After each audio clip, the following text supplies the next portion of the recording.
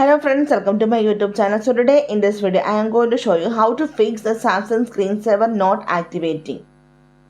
Simply go to settings, tap on the option display. Scroll down, at the bottom you can see the option screensaver. Tap on this one.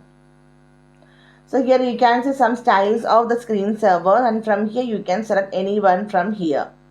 Simply here I am going to select the option color, and here you can see the preview. You can see this will be the screensaver. Now let me show you how it works. First of all, try to charge your device.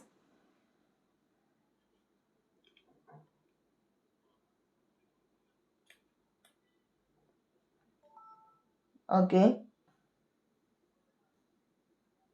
Yeah, you can see the screensaver is activated.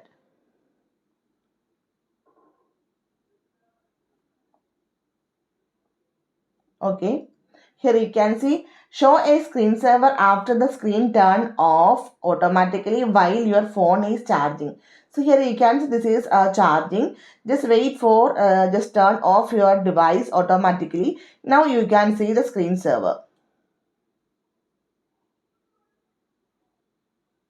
Right?